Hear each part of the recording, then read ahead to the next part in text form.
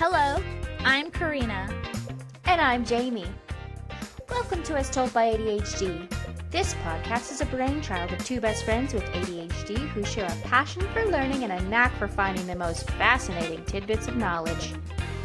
Each week, we embark on a wild and hilarious journey of discovery as we dive headfirst into topics that pique our curiosity. From dark folklore to bizarre statistics, cultural ceremonies to famous dead people, we're here to entertain, educate, and tickle your funny bone.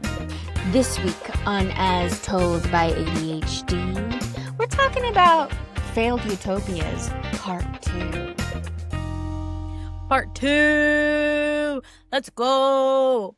Did you guys like Karena's story last week? Yeah, from Sescapades to spoons. Suscapants to spoons. Suscapants to Sescapades to spoons.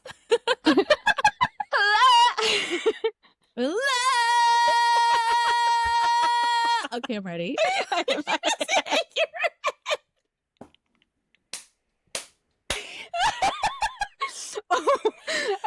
We were fine until we started recording, and now we're both unhinged.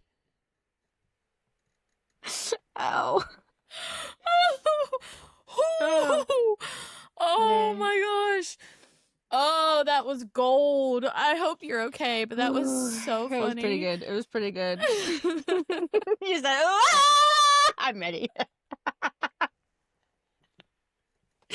Okay. Okay. Are you ready for my story? Yes. Okay. Where do you think we're going? You're so unpredictable when it comes to these things. Oh gosh. Okay.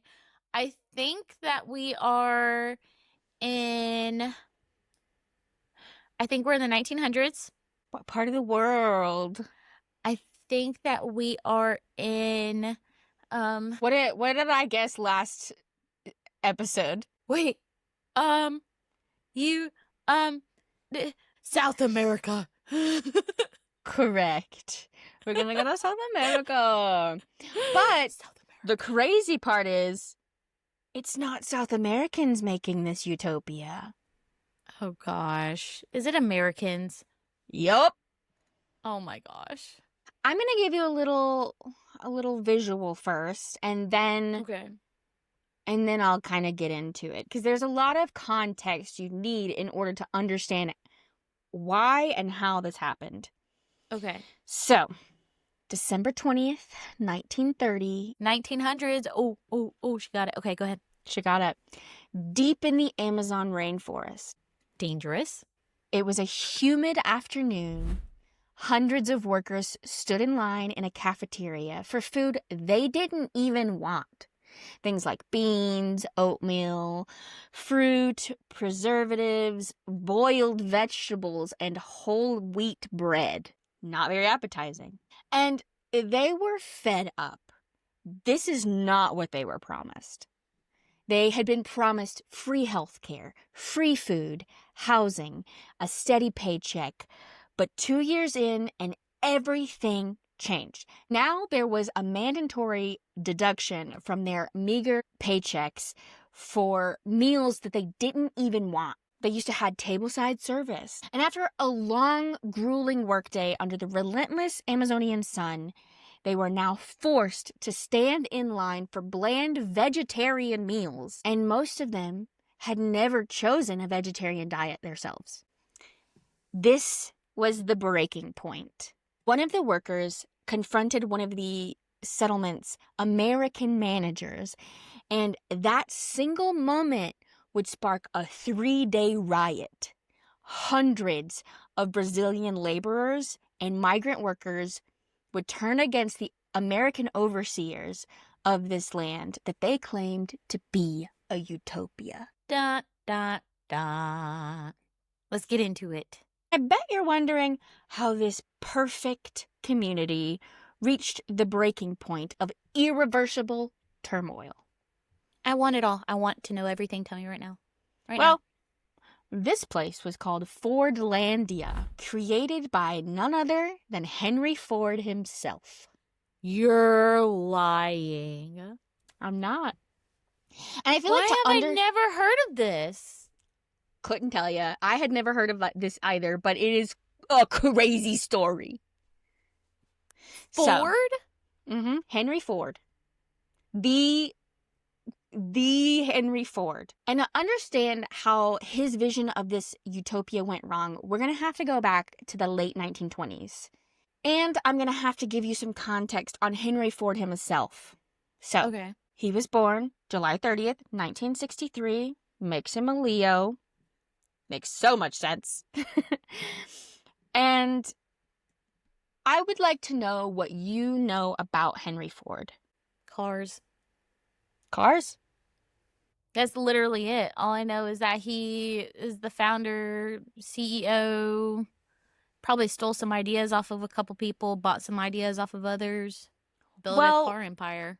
You would think that there's a lot of corruption in the way that he did his dealings because, like, everybody, like, you would assume that to get to the point of what Ford Motors is today, you would have to exploit people, right? You would think so, But here are some things that Henry Ford was known for. Revolutionizing the automobile industry. He founded Ford Motors, and he introduced the assembly line, which, like, was crazy at the time. It made production so much faster, which made cars more affordable for everyone, not just wealthy people. So he took the step to make cars cheaper to make it affordable for everyone. Right. Which would ultimately bring him in more money. Right. It would ultimately bring him more money.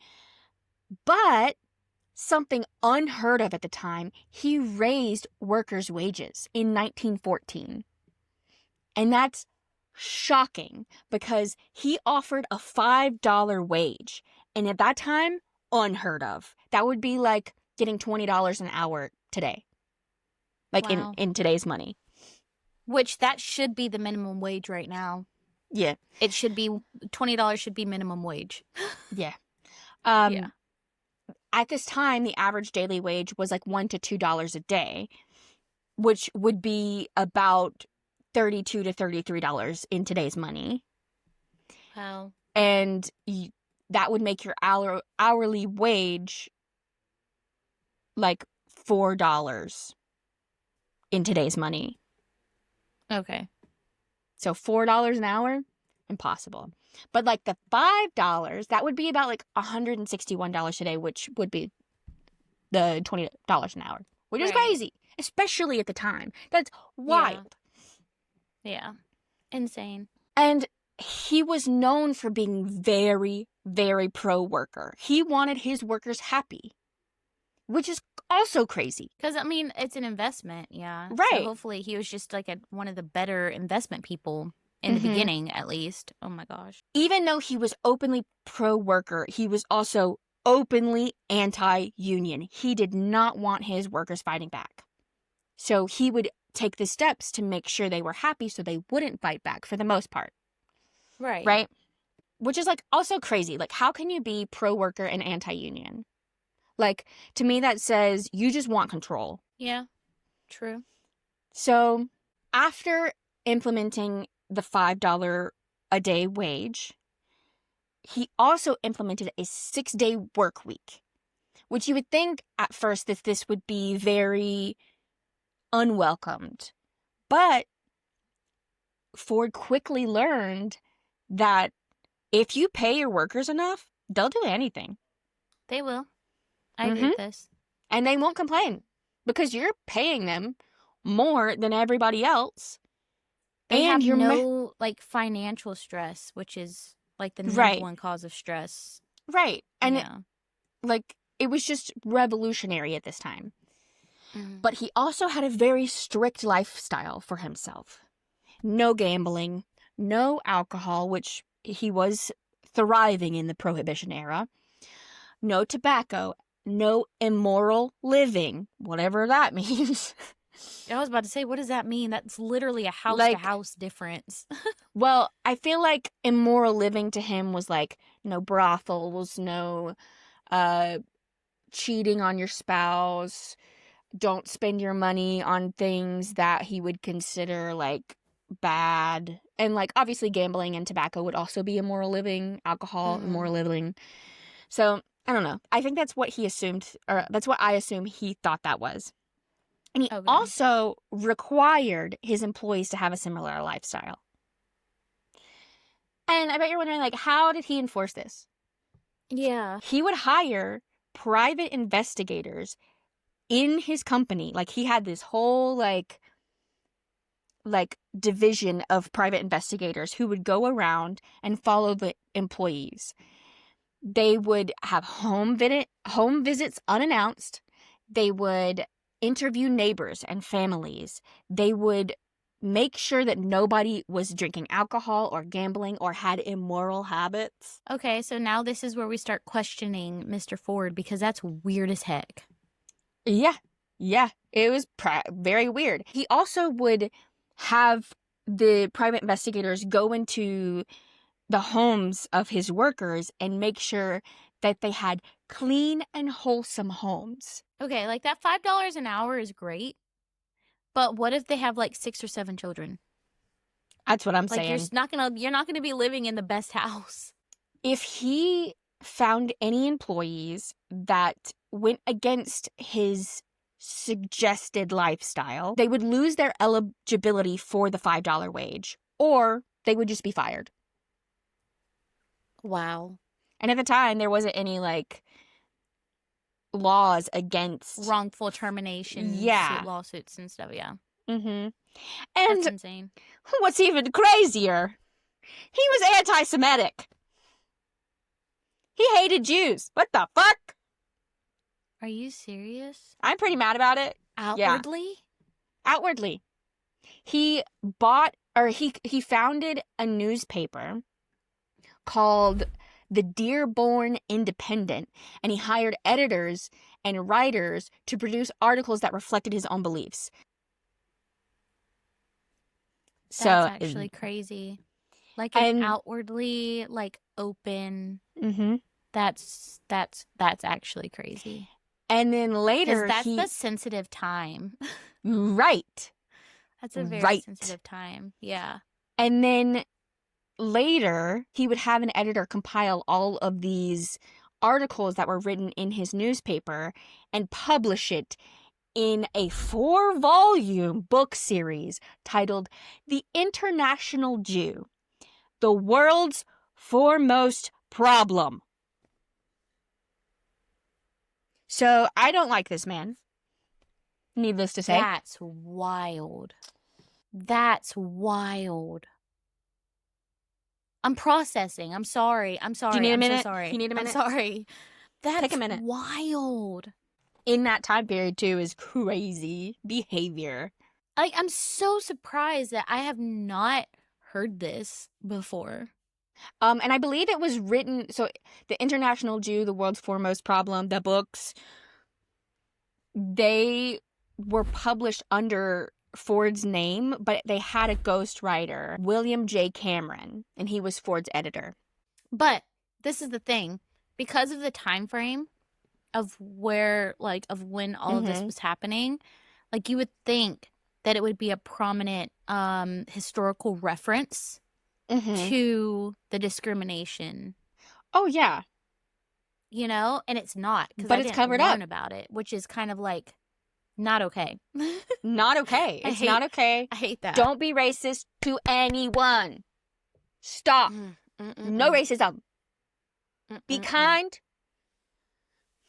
Be kind. Sorry. It pisses me off. If you think the racism stops there, it doesn't. But that is another story for another day. And it's not solely about Henry Ford. So I'm not going to take the time, because I don't have the patience for it, to discuss his atrocious and deplorable ideas and beliefs. Anyway, back to Fordlandia. That's wild. So, Karena, to make cars, what do you think you would need? Metal? Mm-hmm. Like all types of metal? True. Yeah. You would need tar. Okay. For You what would part? need for the What? tires. Yeah. Yeah. Um, What else could you use to make a tire? I forget. Rubber. Oh, sorry, rubber. Rubber. Yeah, you're so right. You're so smart. We're leaving that in, by the way. Rubber. And do you know how rubber, like natural rubber, is made? No, I forget. Lem- I think I know, but like it's not. I can't. Let pull me it from the tell you file about it. cabinet. Okay.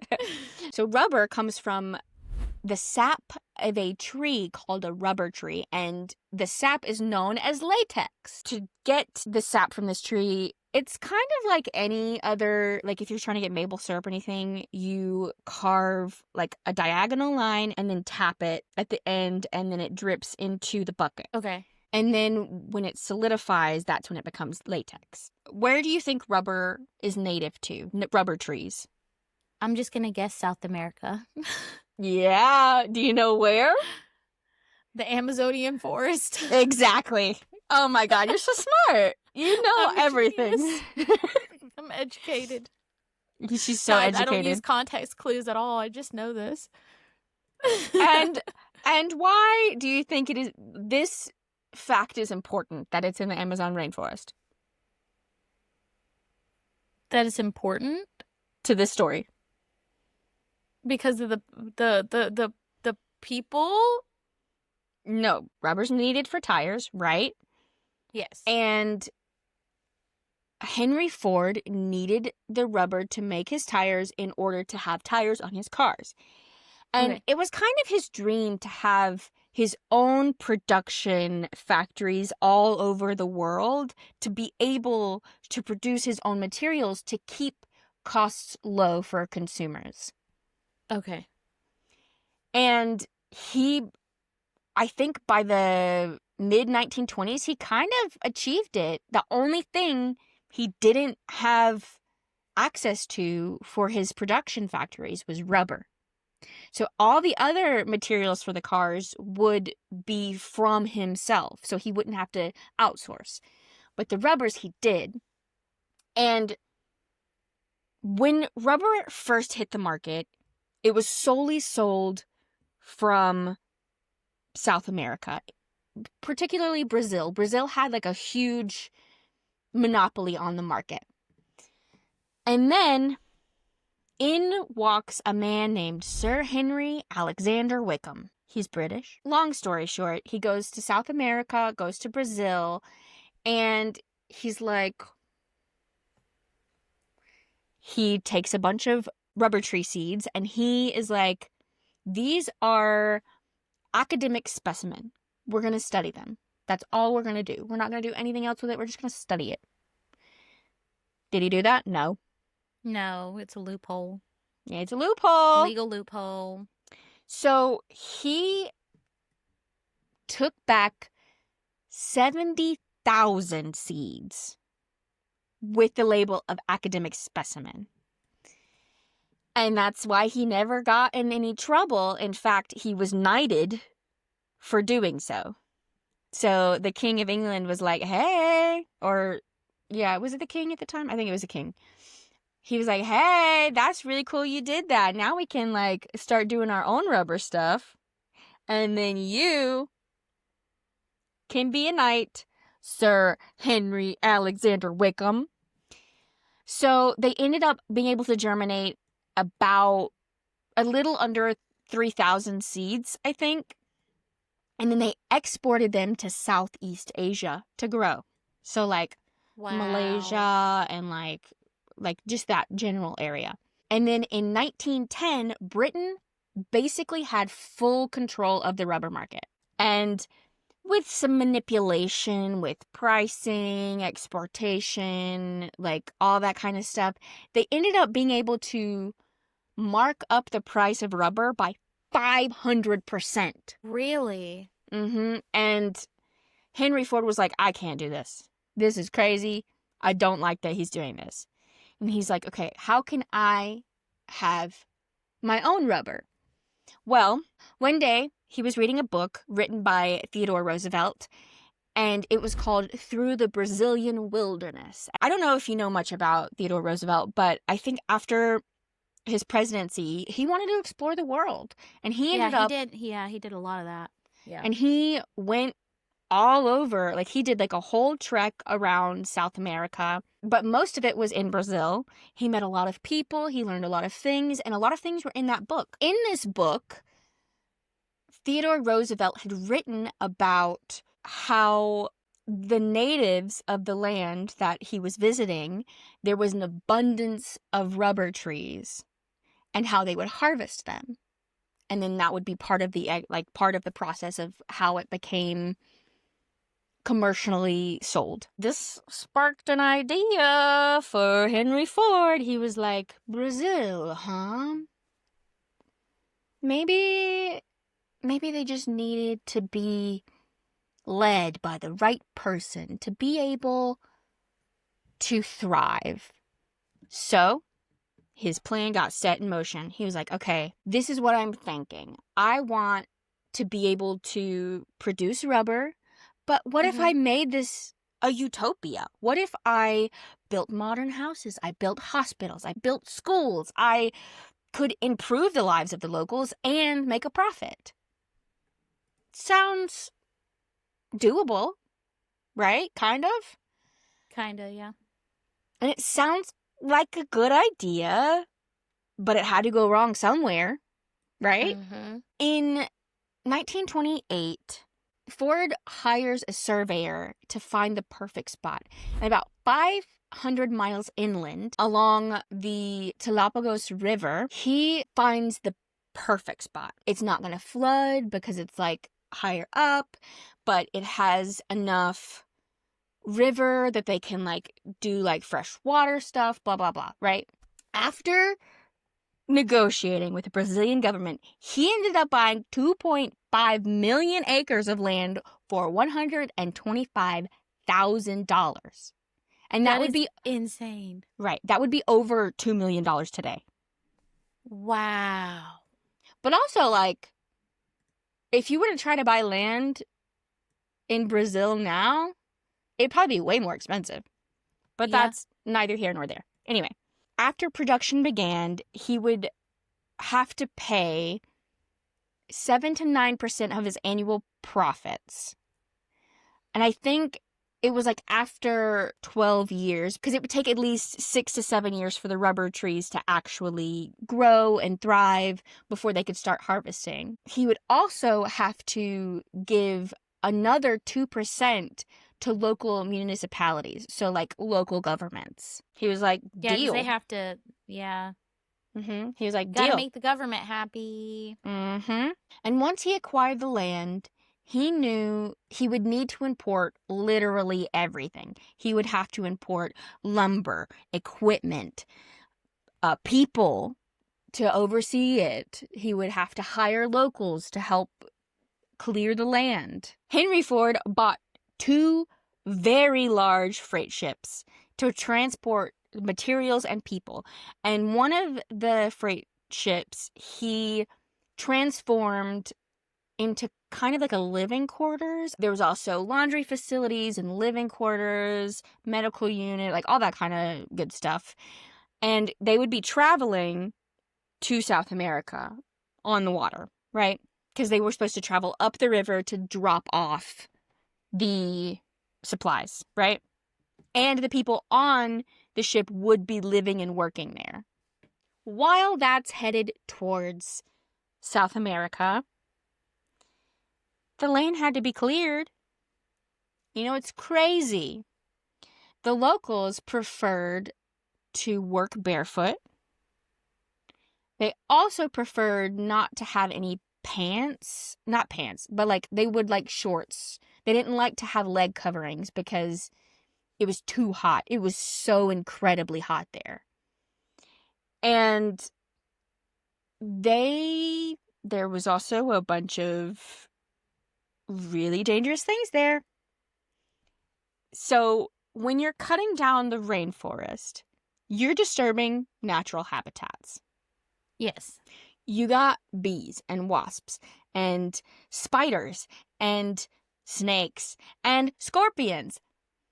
All of the above. And then the big critters, like the anacondas. Like you said snakes, but that's just a whole new breed, I feel like. I feel like that just needs to be set apart from snakes.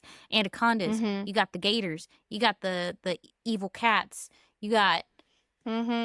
While they were clearing, he ended up hiring about 1,300 locals to clear the forest of the land that they had chosen. And when they were clearing, there was no proper sanitation disposal. There was no running water in that area at that time. And so diseases started running rampant, but like between all of the people. Because like you're getting malaria from the mosquitoes. You're getting dysentery from being around everybody's poop. So people started dying. Pretty fast, I would imagine. Pretty fast. And not to mention all of the snake bites that, like, you're cutting down trees and everything, and snakes are going to try to defend their homes. And the ants, I can't even imagine the ants, because people can actually, like, you can actually die from, because, I mean, you would need thousands and thousands of ant bites, but the mounds that are out there, you could have thousands upon thousands of ants on you in seconds. Correct. Like, so, like, literally down to the ants could kill you. It's insane. Right. And so with the harsh environment, natural wildlife, the unbearable heat, people started dying. And before the first year was up, it's estimated that there was about 90 deaths. So they started to have to build a cemetery. So they built a quick little cemetery to lay to rest the unfortunate workers. And then there was another issue. So it was the dry season when the ships arrived close to where they were supposed to enter the river, right? Which means the tide was low. This ship was over 50 feet wide, but with the tide being low, there was only 9 feet that a boat could travel. So we couldn't get in there. So they ended up stopping. That's what I was going to ask. I was like, they brought shipping freights.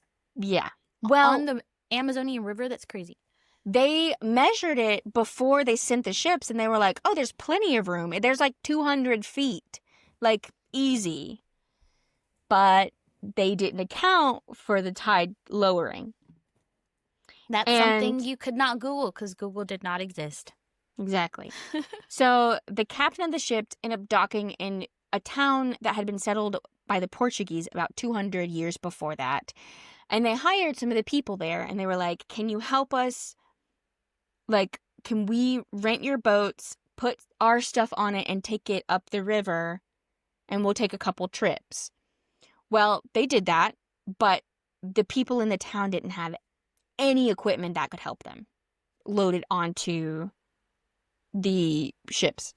So it took a long time, and a lot of people got hurt. Not like deadly injuries. They just like you're lifting stuff that you probably shouldn't be lifting. Right?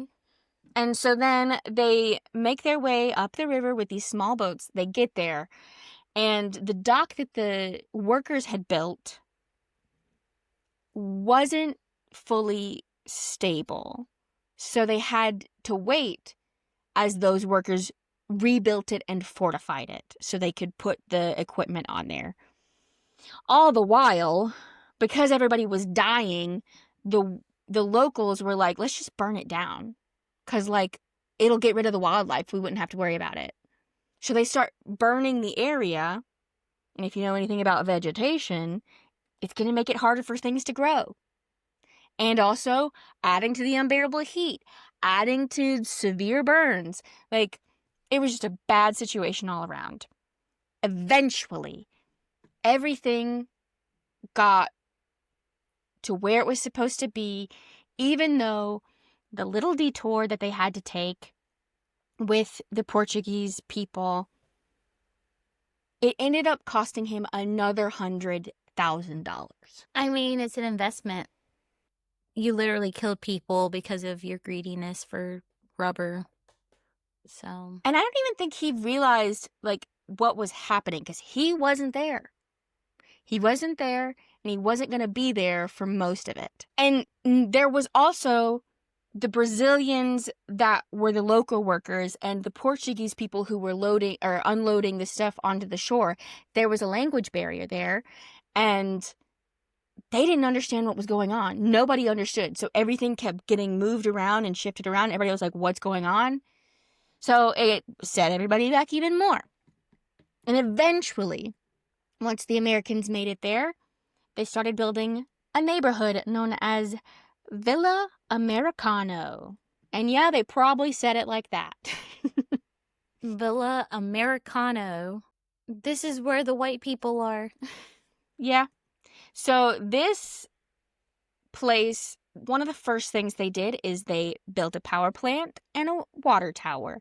And Villa Americano had running water and plumbing and power. Soon after, they ended up building Americanized houses kind of in a different area for everybody else.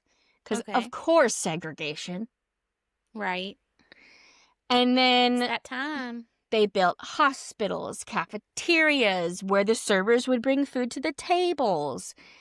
There was swimming pools, tennis courts, a library, a golf course, schools, paved roads, and of course... So he made it to where the people who worked there, Americans who had to move there, happy where they are.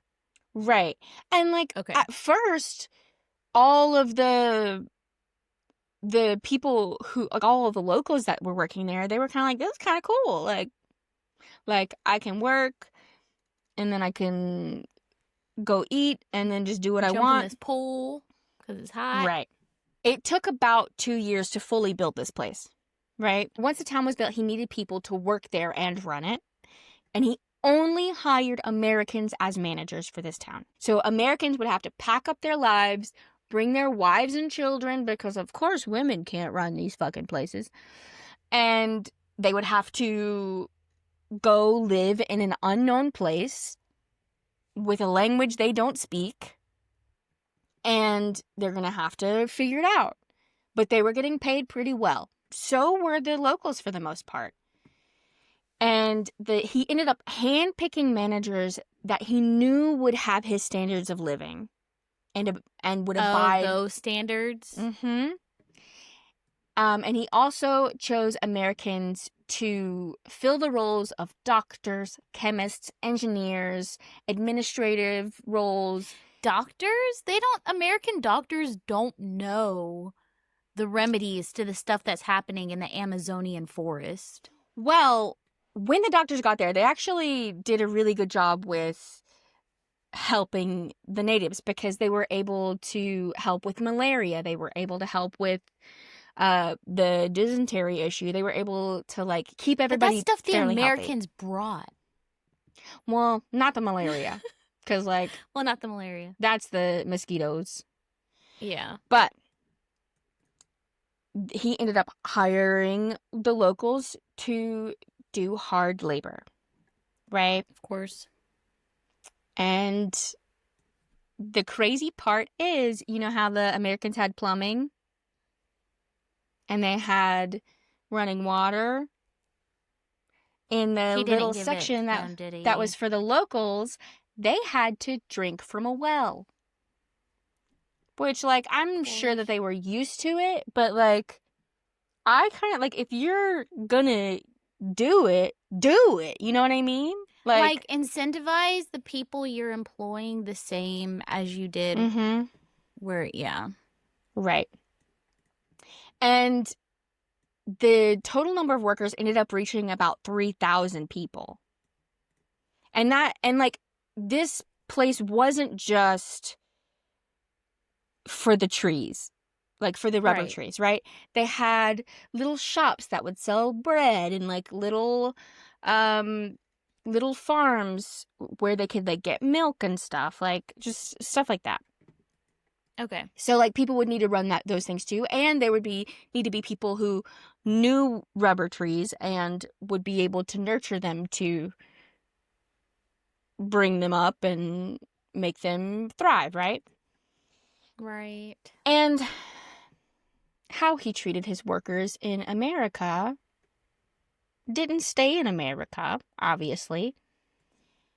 He had rules for this little utopia that he created. There was free and mandatory health checks. And at first you're like, that actually sounds not bad. Like, it's free healthcare and, like, I can just go get checked on whenever I want, make sure I'm not sick. Great. But it was so often that the locals thought that Henry Ford thought they were gross and, like, other, you know, like, they felt insulted. I mean, yeah, he probably was freaking out because you're just like, I don't know what diseases you have, and, like, stuff like that. Well, from his writings, because he did write a bunch of journals and things. From his writings, it's genuinely seemed like he cared about the health of his workers. He genuinely did, which is why he enforced his eating habits on them. That is so weird because he seems like such a cool person. Besides the anti-Semitism? Well, not even that. It was just like, you know, he was like implementing, maybe that's just what he was raised with, but he was like technically implementing like segregation and stuff like that too. So it's just kind of like, I don't know. This is very weird back and forth. Like, right. I feel like almost whiplash. I'm not saying I like him, but like, it's just. I'm very confused too, because I'm like, he's doing really good things, but also he's not doing it well, you know? Yeah. Also, in this little town, there was no tobacco, no alcohol, no gambling, no immoral acts, no soccer, no inappropriate dancing. Wasn't it worth foreign lands? Was it tribal? I think there were parts of Brazil that were tribal, but like it was mostly colonized by that point. Culture, besides the forest, yeah. There's celebrations like what do you deem provocative dancing? You know. Well, I can tell you what he deemed not provocative dancing, because he had square dancing lessons offered. And fun fact, he met his wife square dancing. And that's why he was like, square dancing is fine. Fantastic. That's great. And the Brazilians did not seem interested in square dancing at all. Whatsoever. There was also surprise inspections of their homes. The food... So weird, dude. I know. The food that Ford ate and subscribed to his, like... this is how I'm so healthy. He would make them, like, that was the only food offered. So he was a vegetarian? For the most part. I think he did have, there were some canned meats, but for the most part, like, it was mostly boiled vegetables, oatmeal, that kind of stuff. That's so weird. And craziest of all, in my opinion, a strict 9-to-5 schedule. And in this area, Brazilians often preferred to work early in the morning, work until the hottest part of the day. Stop. They would take a break for several hours until it cooled down, and then get back to work until, like, sundown. That was their preferred work day. Because, like, people can die of heat stroke. Sense. Right. Yeah. But just because the Amazonian forest has a lot of shade... All it does is just make hot pockets, humid pockets where you can't even breathe. So. Exactly. And the Americans refused to let them change back to their schedule. They're like, no, you need uniformity, you need consistency, you need a schedule. Like, what the heck? like you, dude? and like they were like, you need to work until the job is done. Like, you can't just let things happen. For a while, That's it was weird. annoying. I know. For a while, it was annoying, especially having to work through 3-digit temperatures. They still worked because they were being taken care of for the most part. They were getting paid pretty well, but they also were required to wear a uniform of work pants and boots for protection, which would make sense, but you're making them work through the hottest part of the day. That's true. And they like I can't said, jump. I'm assuming they can't jump into that pool not where they're during working. their 30 or 15, 30-minute break. Exactly. The workers ended up bringing their concerns to the management, but the management was like, absolutely fucking not. Keep doing what we have implemented. That's how it works here. You're fine. And the Brazilians were like, you know what? It's okay. We're getting paid well enough. We'll just go out for food out of this little neighborhood compound thing, and we will go out for fun and come back, and it'll be fine. And because we're not paying for the food, so we don't have to, right? And then local trade merchants ended up setting up on the border of Fordlandia, and they would sell delicious food and produce. They would have magazines for the locals to have a form of media. They sold all kinds of things that you could want, right? But, like, there's still something missing, like alcohol, which isn't allowed in Fordlandia, and, like, maybe a little fun. You know what I mean? So they would go downstream into, like, they would go to this little island called the Island of Innocence. And they It was would... not innocent. It had this bar, and it had bars and brothels. They would go and they would have some drinks and have some fun. And it was working for a while. Like, people were frustrated, obviously, with the management, but they were like, we can still do what we want. They can't stop us from doing these things. Like, we're not in Fordlandia when we do it, and it's not against the law in Brazil, so, like, we're just gonna keep doing it. I do what I want. Basically.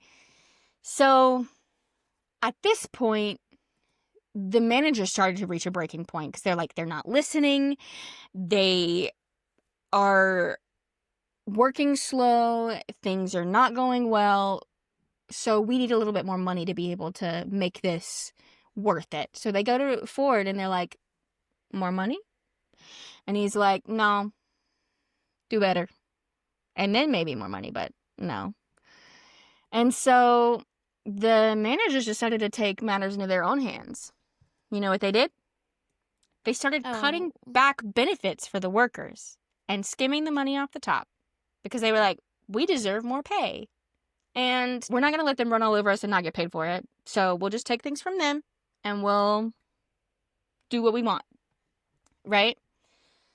So things ended up getting, like, when things would be requested to be replaced for, like, broken equipment or anything like that, or farm animals, denied. You can't have new farm animals. You can't have new equipment. Make it work. Also, the food budget was decreased, which, like, makes sense because they're not even eating there anyway. Right. And the managers felt better, but the workers didn't. By the late 1930s, Fordlandia was bleeding money. And obviously Ford was dissatisfied. He was like, why is this happening? Like, it should be producing something. But the trees weren't ready yet because it hadn't been 6 years yet. So Ford ended up hiring this man named Chester Coleman. And he was brought in. He hired a bunch of new managers to get rid of the old ones. And he hired Chester Coleman to go in and to oversee the cafeteria situation. So he was in charge of food. He was in charge of the cafeteria. He was kind of like the main food source for these people, right? First thing he did, he was like, this cafeteria won't do. What it was before is it was this like kind of open situation, kind of like something you would see in Hawaii where it's got like a straw roof. It's like open where like breezes can go in and out. It's got a bunch of tables kind of just like everywhere.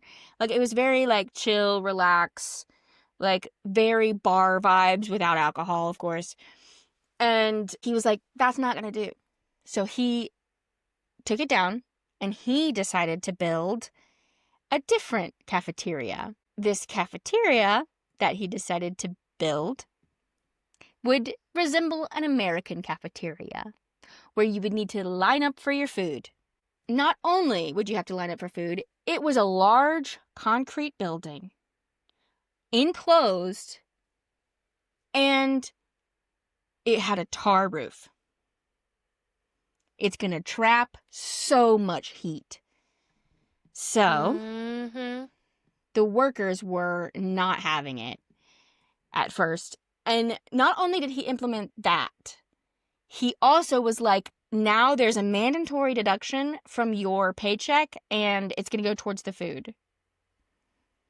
So now, either they pay double for food and not eat this food and go eat somewhere else, or they eat the food that's given to them, which they don't even want. Right. So they were kind of really frustrated. And this is when we reach December 20th. A cafeteria brawl started after one of the locals confronted Chester Coleman. And it escalated fast. It started to bleed from the cafeteria onto the streets. And the American managers fled to their homes. Like it was like pretty, it wasn't like super far, but it was like maybe 15-20 minute walk. But they were running back to their house, right? The workers started marching in the streets. They grabbed machetes. They destroyed equipment. They cut communication lines. So like telegraphs, you can't talk to anybody anymore. They smashed windows. They burned and flipped and even sunk all of the Ford automobiles they could find in the town. And the American families were like, this is crazy. We gotta go. So they started running and fled into the jungle. Because they were like, we're unsafe here. That's unsafe, but it's safer than whatever this is because they're gonna kill us. So men, women, and children were fleeing into the jungle. Once the workers reached the American village, they began chanting, Brazil is for Brazilians, kill the Americans. And at some point, the Brazilian government got word that this riot was happening. They're like, what the fuck? So they go to try to handle it. They show up with like a group of army members and they're like, what's going on? And the Brazilians are like, we're being mistreated, this, that, everything is bad, blah, blah, blah. And then they end up showing up 2 days after the riots start, right? The government gets involved and then they go to the managers, which I think they had like found them all at this point. I didn't read anything about any manager deaths in the jungle, so I don't know. But they found them, they tried to negotiate, and they were like, okay, they just want better pay, they don't want your food, they don't want money to be taken out of their paycheck for the food, so like, just do that. And they were like, absolutely not. And they were like, they also want like, not a 9 to 5. They don't want to work in the hot part of the day. And managers were like, no, we are not doing this. So they contact Ford eventually, and Ford, being anti-union, was like, absolutely fucking not. We're not giving into their demands because they're not going to start a union because I'm treating them well, even though he hadn't really been there. Right. I think he may have visited once or twice, but like for the most part, he wasn't there. So he thought everything was going great, but the managers and people running it were okay. Eventually, the managers of Fordlandia were like, this is what's going to happen. We're going to fire these people and we want you to evict them. Anybody who is against us, they're out. They can go live somewhere else. So, December 24th, 1930, about 3 dozen Brazilian soldiers walked through the streets of Fordlandia and with their weapons drawn, and they rounded up anyone who opposed the American authority. Bro. They drove away the vendor merchants that were on the borders, and they went to Innocence Island, or the Island of Innocence, and permanently shut down the bars and brothels. How can they have the authority to do that? Well, it's on Brazilian land. Like, the Brazilian army was doing this. Oh, okay. Mm-hmm. Gotcha. Because, like, I think Ford just paid them to take care of it for them. After accounting for all of the damages, the manager sent Ford a request for $225,000 for everything. At this point, Ford's son signed the check and sent it. How are we feeling? Chaotic. My brain. It went south so fast. Yeah. I don't really know. I mean, I guess people are just everything. They had to learn their lessons from something. I just don't. Mm-hmm. I just don't understand the concept of like not trying to adapt. Right. You know, like if I a don't get it country intrudes on another country for the original country's benefit, you would think that they would adapt to certain cultures so that they can be there long term. Not like, I'm going to turn you into what I'm used to over here in America. Well, I can tell you exactly what it is. It's hubris. It's arrogance. It's, I'm better than you. It's racism. It's all of the above. True. I believe no one is better than anyone else. That's just what I believe. And so it is such a foreign concept to me that somebody could, like, I don't think I could ever go somewhere and then think they need to adapt to me, not me adapt to them. Yeah. I don't know. It's so frustrating. So after all of the workers that had revolted and were clearly against the changes that were happening were fired and evicted, Fordlandia continued. And you would think that if it continued, why did it fail? You know what I mean? Oh, it failed miserably, though. Yeah, no, but, like, it failed. Like, it's no more. And at this point, you would think the rubber trees could start becoming profitable. But like I said, it's only like 2-3 years in, and it takes about 6 to 7 for them to grow to maturity. However, something was wrong. Something was not going well with these trees. Okay. And Ford also let his hubris get ahead of him, and he didn't hire a botanist. He didn't hire a tree specialist. He didn't consult anybody who knew anything about rubber trees. And he was like, I want it to be efficient. I want it to be, like, he tried to apply assembly line logic to nature, which doesn't work. He planted these trees in tight rows, like 6 to 9 feet apart, so they could easily tap it, move to the next one, tap it, move to the next one. He wanted it to be fast. He wanted it to be super productive. However, rubber trees need high humidity, which is why they usually thrive in the Amazon rainforest, and they need a lot of water. They also need to be spaced 30 to 50 feet apart. That makes sense. I was about to say the spacing is all off. Right. Otherwise, it's going to become a breeding ground for pests and fungal diseases to just sap the life from these trees. And at this point, they have not produced any rubber from any of these trees. Not even a drop. And so Ford hired a pathologist to come in to see what was going on. And after studying these trees that had been planted in Fordlandia, this guy was like, I'm sorry, these trees are never going to produce anything. They are too close together. It has created fungal and like diseases for these trees, and there's nothing you can do. Like, these are not salvageable in any way, shape, or form. But he had spent too much money and too many resources. So there was a town that had popped up a little bit a ways down the river, and it was called Belterra. They moved everything there and planted new rubber trees. But at this point, 1945, synthetic rubber was made. Didn't need latex anymore.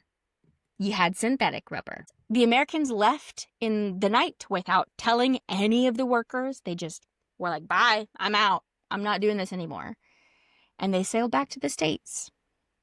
In 1947, Henry Ford died, and his grandson took over, Henry Ford II.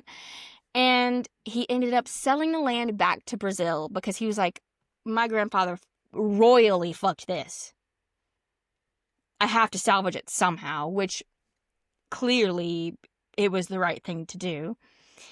And it was estimated that Henry Ford's losses from this project was over $2 million in then money. Not today money, Oh my in then money. gosh. And that would be like $300 million today.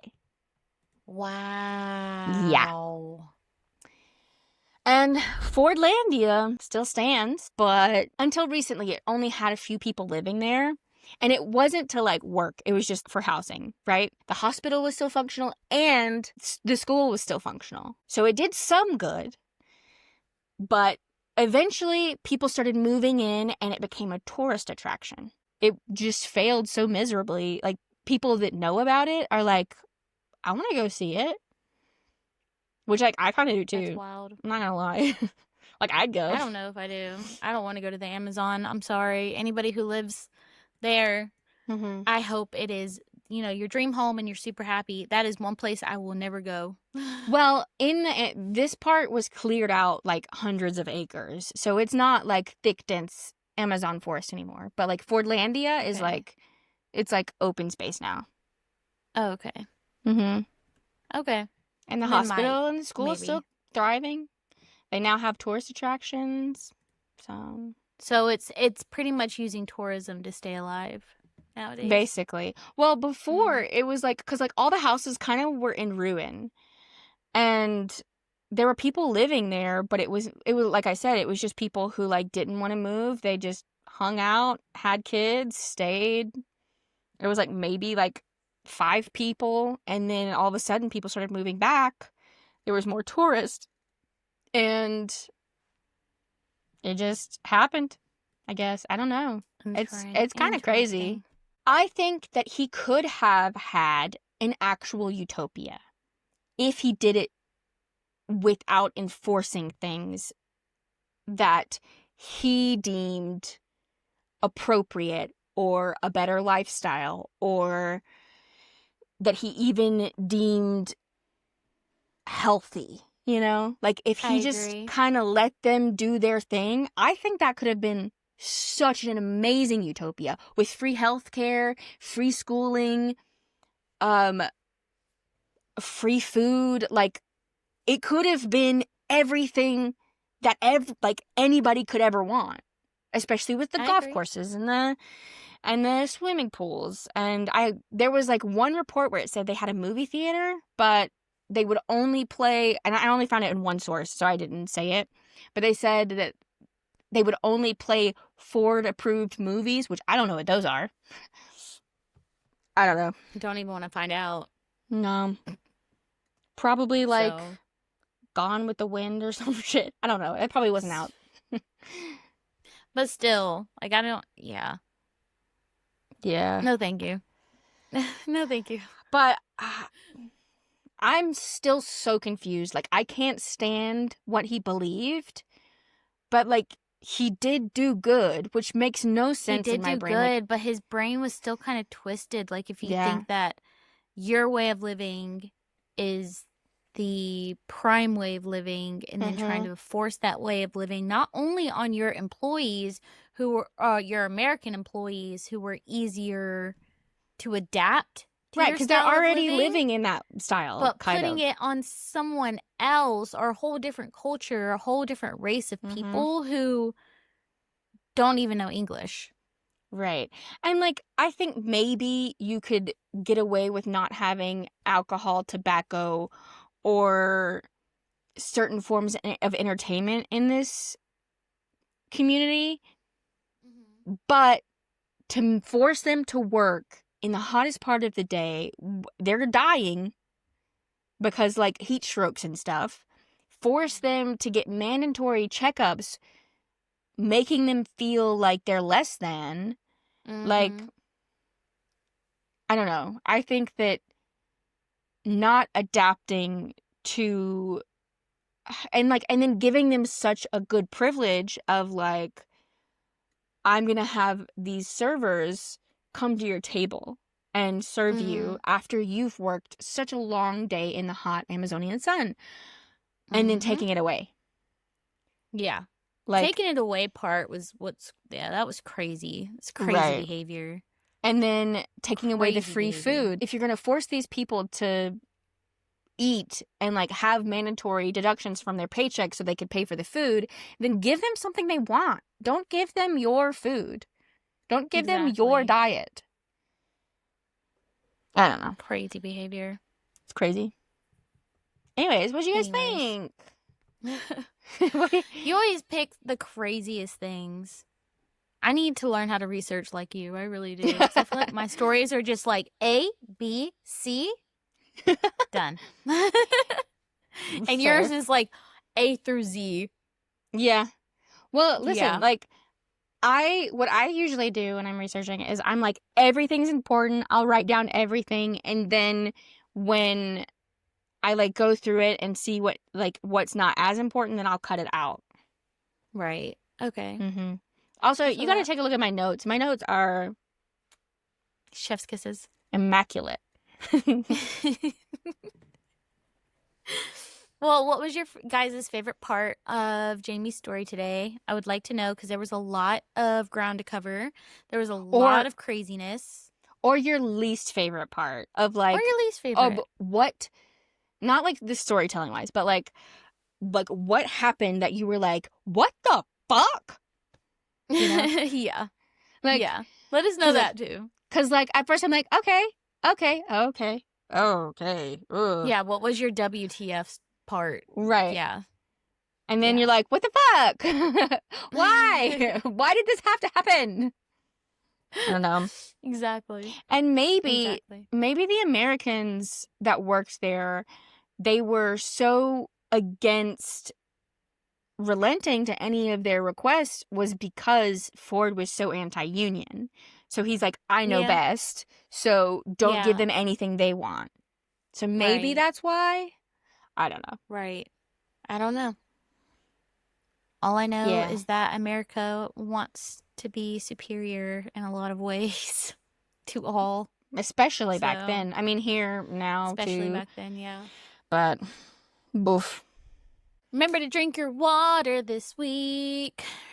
Drink your water. To be nice to yourself. Do something kind for yourself. Don't be racist. Don't be anti-Semitic. Don't be xenophobic. Don't force your lifestyle on other people. Don't be an asshole.